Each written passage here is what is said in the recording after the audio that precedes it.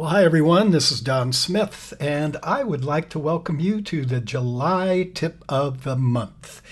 Hey, we just got back from a fantastic 4 weeks on the road. I've actually added a couple more on top of that. So it's been quite a while since I've been home and making a video. But Gary Hart and I started out in June with our annual winter in New Zealand workshop, and that just every year I go back there, I'm just more and more fascinated with that area and its beauty. And I just talked to Gary the other day, and we still have about 4 or 5 openings for next year's workshop, but he said it is filling fast. We'd love to get you over there. We get you out of the heat of summertime and put you right back into the heart of wintertime. And the snow on the Alps just makes for some beautiful, beautiful images. So what I would like to talk with you about today is the new updated Topaz Photo AI 3.1.0. And I normally don't record a video for every update that comes down the pipe. But this one is, I think they've really added to what they're doing. This is an incredible piece of software for those of you that don't know what Photo AI does. It has taken all of the standalone applications, gigapixels, denoise, sharpener, and it's put it all into one program, and it really is very, very similar results to what you get with the standalone. I've run my own tests on it. The standalones may, be 5% better, 10% at most. Not enough that any of us are really going to ever notice it. And it's so much more convenient to have it all in one program. You can use Photo AI 3.1.0. You can download it from Topaz, get it fully functional. You just can't output the image, but you can try it all you want and see how you like it.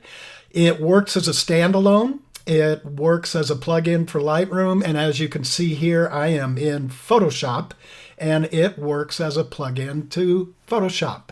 So however you want to do it, it's fine.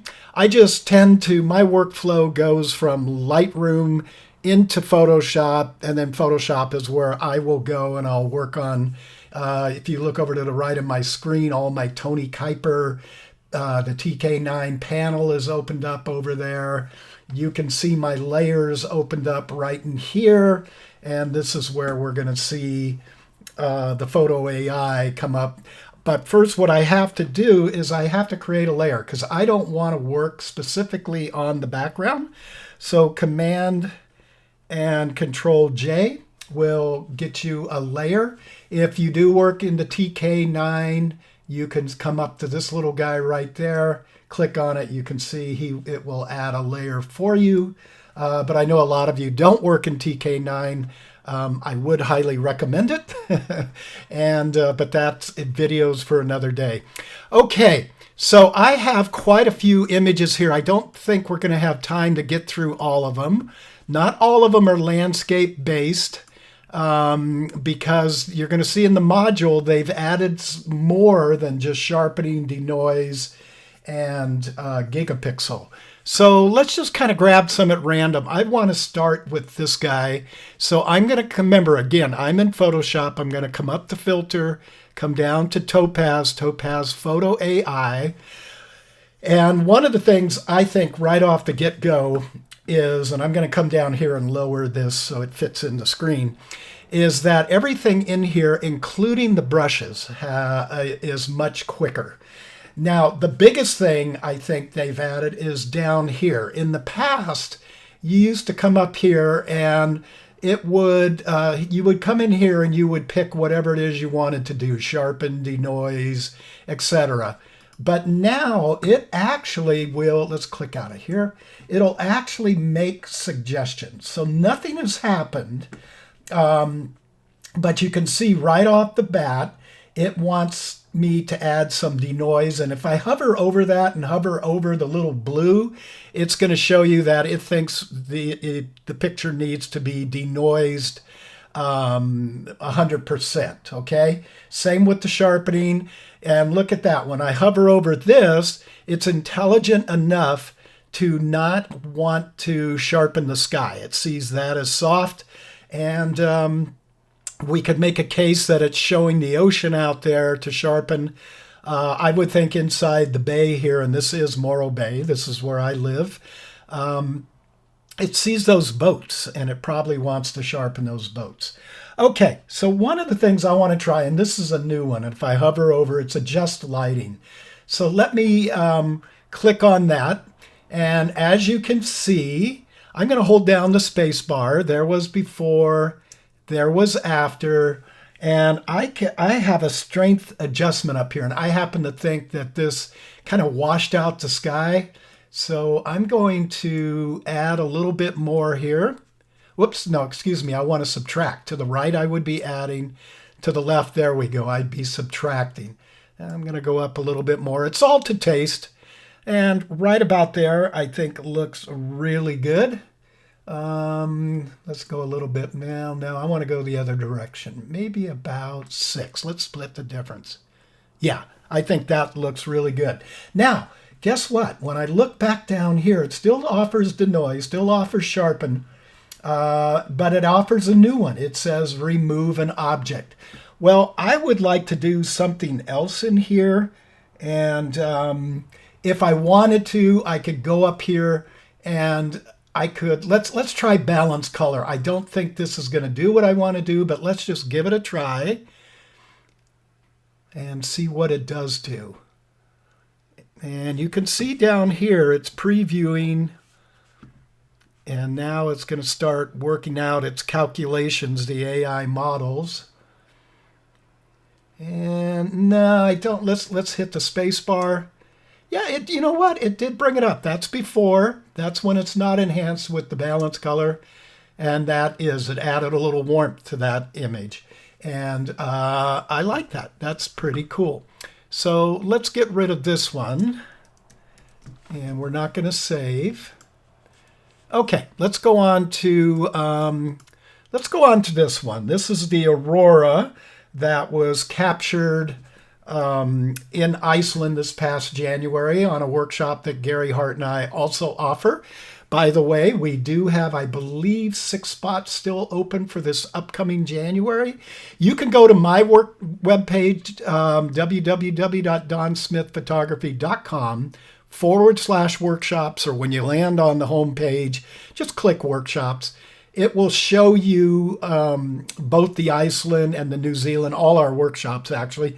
But in Iceland and New Zealand, when you click, it's going to redirect you over to Gary's page because he handles everything, all the logistics of putting those 2 workshops together.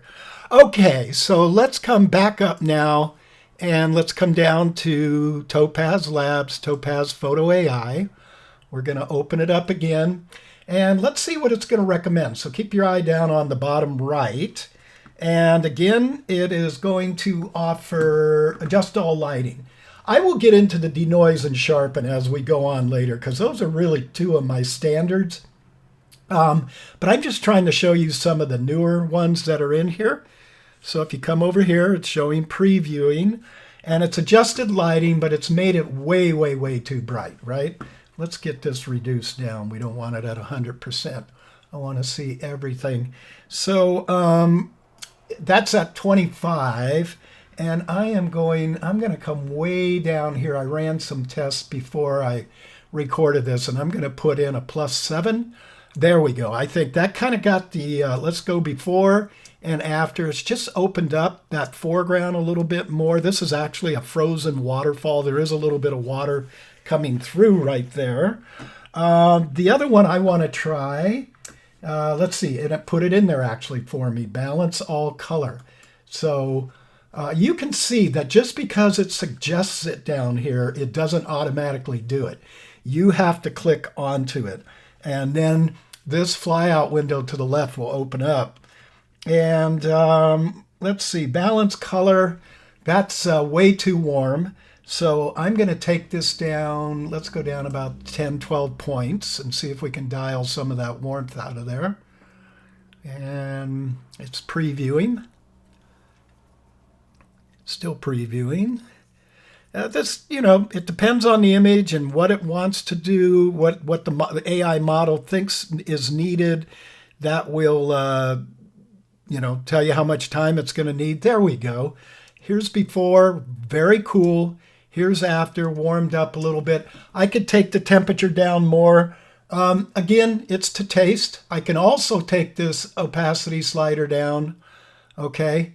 I can edit a selection. I can come in here and I could take out all of this masking and just mask in where I thought it was, maybe take it off, or where I thought it need help, or take it off the sky, etc., etc. One other thing I want to do is I want to hit sharpening on here, and let's see what it's going to do with sharpening. I think it definitely needs some sharpening. The denoise and the sharpening tends to run pretty quickly. What holds it up is when you put some of these newer modules in, like adjust lighting, balance color. Okay, it also has a cool thing now added, and I'm down to 29% over here on this picture. That's full frame. It's called Smart Previews. So what that means in the past, if you've worked with this Photo AI, I want to come up just up here, and yeah, it didn't really get that. The sharpening didn't really get that. Well, I'm up at almost 300%. Let me lower that down.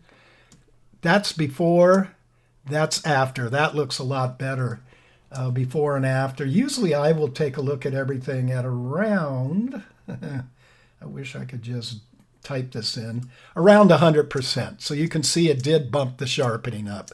Okay, and that's sharp previewing. In other words, in the past, every time I would go up or down with the magnification, over here, it would have to re-render everything. Now, as long as and that's why I set it to fit screen, because that was 29%, I believe it was.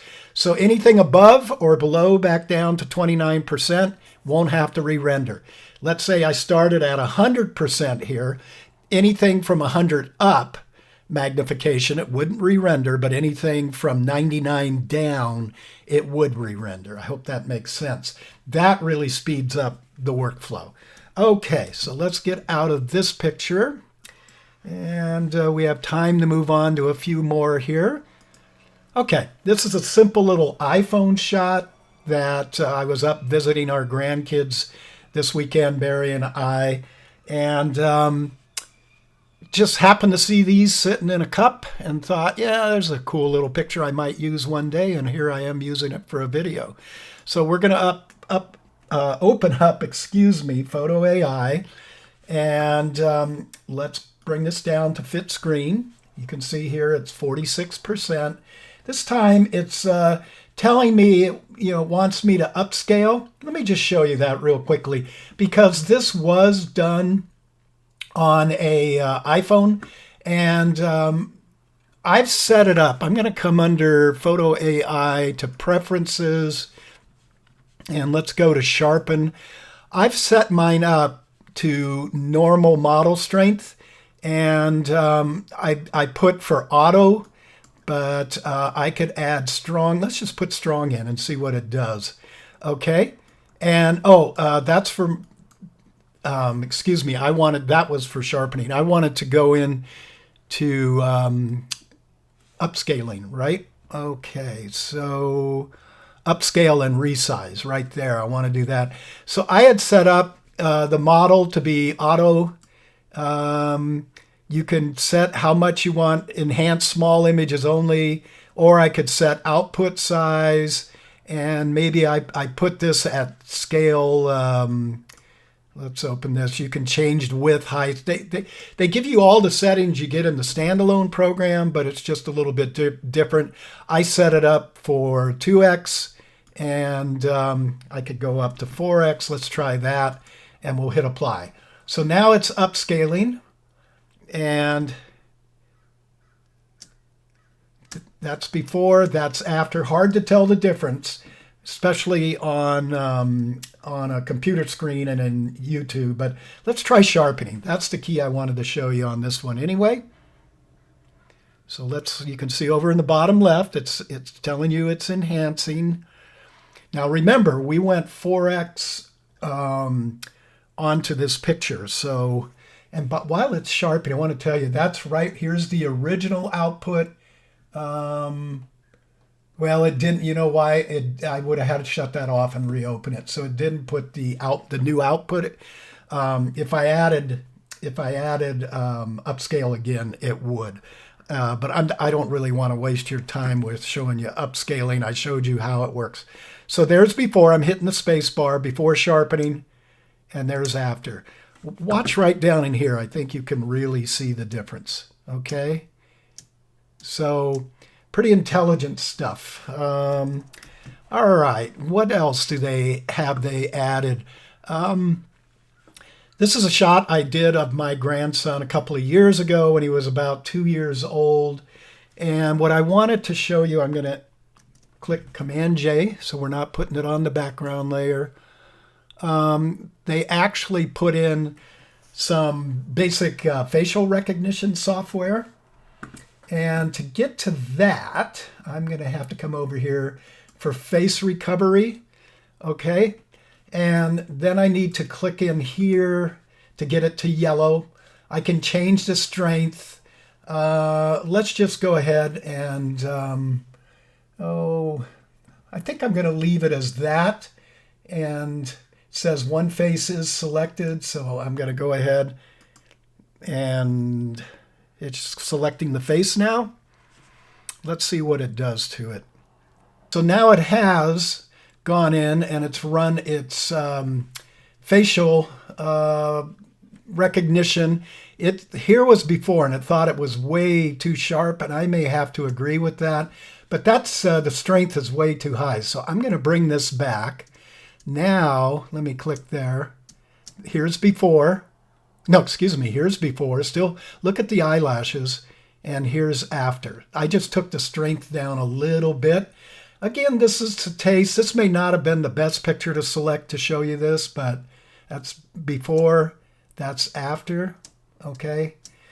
But it does tend to work a lot better if you have bad lighting on the subject to begin with. If you're careful, and this applies really to any photograph, doesn't it? If you're careful with what you're doing, you're not gonna have to come in and run face recovery or adjust lighting or all of that. You know, be careful on the front end, you guys. If you're sloppy on the front end, you're gonna get sloppy results on the back end. Time for one more. I want to show you one. I'm going to show you two more, actually. This has to do now with, I'm going to add that layer, Command or Control J. This has to do with type and preserve text. And I'm not sure if I'm going to get this one to show really well what it's doing, but I'm going to come over. We're going to look at this. To me, it looks a little soft. Let's bring that up a little bit. Okay, and it doesn't show it down here as a recommendation, so I'm going to come up to Add Enhancements, and I'm going to come up to Preserve Text. And we're just going to, I'm going to edit the selection, and when I do that, I move my brush in, it allows me to just paint over the area that I want to enhance, okay? So now what I want to do, I'm going to open up and we're going to hit Edit Selection. I already had it in there. So let me take it out. I'm going to show you how this brush works. If I click on minus, you're going to see that circle with a big minus in it. Now we'll start over. Come to the left, which is the plus. Add that in. Okay. And now I'm going to click on Preserve Text. And it's rendering, and it has now showed me it's enhanced. So let's show before and after. Before, after. That's really hard to see. Before, after. before, after. Let me see if there is a strength setting in here. Brush size, no. Let me come back over to controls. Yes, there is. So let's really crank that up. And you can see it's preserving. Okay, this now looks over the top, but that's before, that's after. So I'm going to dial that down a little bit. There we go. That looks better. Before, after. So being a landscape photographer, I'm not doing much with text. I may shoot a building every now and then that'll have some numbers on it or a little sign or something that I might want to bring up. But that's how that works. And the last one I'm going to show you is one I just shot yesterday while we were out on a boat with our grandson here in Morro Bay, whale watching. And somewhere around the 2-hour mark, these pelicans decided to come right over the top of us. Came right over the top of the boat, and I just raised up, and this is full frame, and I captured them. And this is just a little tweaked in Lightroom, not much. Let's go to the filter. We're going to go to Photo AI, and I'm going to show you really what I use Photo AI for in probably 98% of my images. And I don't use upscale because I'm shooting with a Sony a7R5 that's 60 megs. But I will always start out and I'll do denoise. And you can see over here again on the left, it's running denoise. Now it's removing the noise. Okay, and let's turn that on and off. It's really hard to see. Let me bring this up, and I'll bring it, oh gosh, I don't want to be at 400%, do I? So let's take that down more to a little over 100%, and there's before and after. It's really hard to see, but it did do a job of taking it out. Okay, last thing I would do after the denoising, I would do the sharpen. And here, remember I said if you hover over these blue words, it'll show you. It's realized that I don't want to sharpen the sky. It's going to sharpen just the birds, which I think is pretty cool. So it's got object awareness. And remember, if it's not working on a certain image, just go to your brush, paint it in or paint it out in the control panel. That flies open to the left up here. And let's bring that up now. And again, I went way too high, almost 700%. And I just want to bring it down to about 100.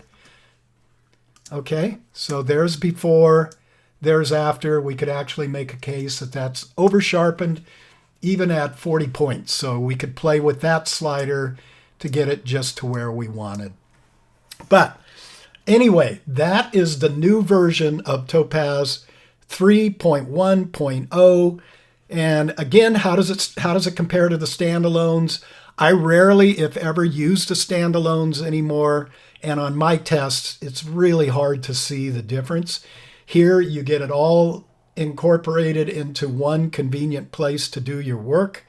So I highly, highly recommend, and I'll put my link on the bottom. If you could click there, it would help me out, and I can keep helping you guys out doing these instruction videos. So there you go. My recommendation for the day is to go out and purchase yourself a copy of Topaz Photo AI. Get to work on it. If you're not sure you want to purchase it, just download it. It will work for free for up to 30 days. You just can't output the image, but you can certainly see what's going on. And I think you will be hooked once you try this software. Hey, until next time, this is Don Smith. We hope to see you at some of our workshops. My next workshop, I'll be helping Gary Hart out the first week in September in Hawaii. I don't want any of you to feel too sorry for me having to go to Hawaii. And then my workshop, which is sold out at the end of September, which is Grand Teton National Park. And I'll be out there with my other partner, Ron Madra. Until next time, you guys keep shooting, keep processing. It's good for the soul. We'll see you next time.